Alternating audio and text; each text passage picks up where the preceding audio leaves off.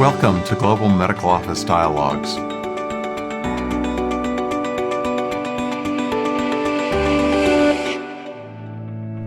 The effects of climate change are undeniable.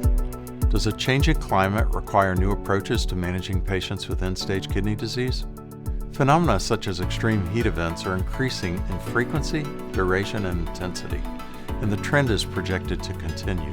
In this edition of Dialogues, we talk with Dr. Peter Kotanko, Research Director at RRI, the Renal Research Institute, about the effects of extreme climate events on vulnerable patient populations. Dr. Kotanko recently co-authored an investigation exploring the association between extreme heat events, hospital admissions, and mortality among patients with kidney failure. I'm here today with Dr. Peter Kotanko to talk a little bit about a topic that he and I were co-authors on a paper from last year on the impact on our patients requiring dialysis of severe heat events. And this brought to mind a conversation around what the impact of climate change might be on patients with end-stage kidney disease or advanced kidney disease, recognizing that there are so many features to this rather global and substantial problem that I thought we could try to get your insights, Peter, on this. Yeah. So let me start by saying that the vulnerability also of the general population to extremes of heat has steadily risen since the 1980s. So, for example, the average human being globally is currently experiencing something like 1.4 more days of heat waves compared to 25, 30 years ago. So this is a dramatic increase in the exposure of the population to heat waves. And some of us may remember extreme heat waves in Europe, in France, in the early 2000s, where the tens of thousands of people, estimates vary between 20 and 40,000, passed away because of extreme heat events. And I think it's conceivable that a vulnerable population like our patients who suffer from chronic kidney disease are particularly vulnerable. And why is that? Well, part of the body's reaction towards heat have to do with involve the function of the kidney. And by conserving water, urine production goes down, for example, by excreting certain hormones that would adjust or assist in the adjustment of the body to heat. So, and it's conceivable that our patients with the loss of kidney function, and on top of that, many comorbidities, as said, are particularly vulnerable. So what we have shown, Frank, in our work, and this was done together with colleagues from University of Maryland and Boston University, is that extreme heat events actually are associated with same-day rise in hospitalizations and mortality. Now, extreme heat events, there is several definitions there, but in our work, we used the definition that the heat on this day was above the 95th percentile of the maximum heat events on that specific day in the past 30 years. And I think it's the first step to improve things is, of course, to recognize them. And this work, I think, which is highly referenced and was widely distributed in the community, was one of the early works that really pointed towards the effect of heat waves on dialysis patients. There is, of course, the effect of heat waves also on non-dialysis patients and those with early stages of chronic kidney disease and those without kidney disease.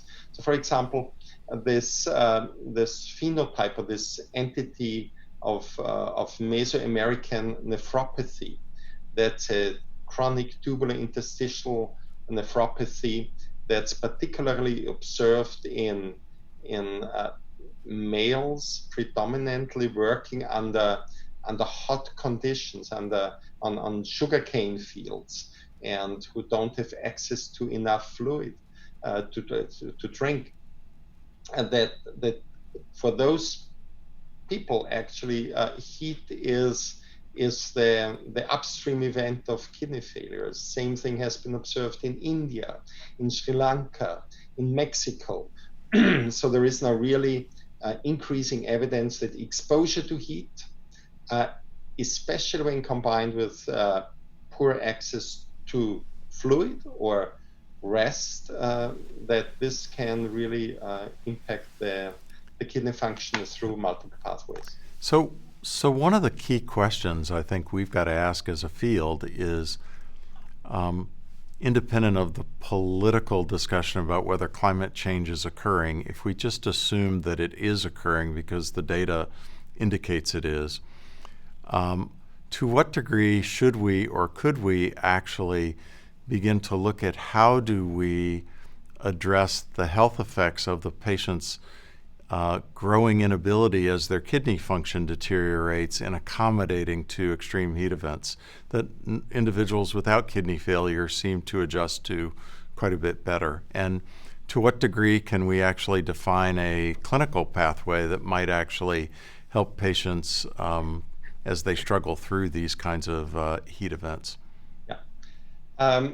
There is a few things. So first, I think it's the first step is that we as a medical community become more and more cognizant that heat waves affect health. And so that, in other words, that we start to put emergency plans into place, and I'll come to those plans in a minute, that will help us to safeguard, to protect our patients. And this is the same for CKD patients with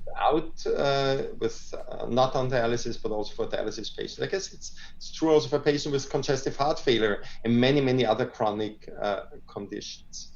Now, so this is the recognition of the problem and being and having alarm plans in place. Now, the other thing is there is clearly, and data show this, an overlap with social determinants of health.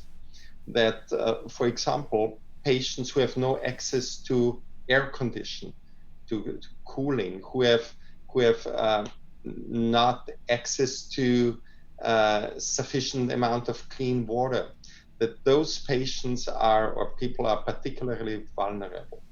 And I think that's something we also have to think about when, for example, we start develop action plans for our dialysis facilities. Should we, just as an example,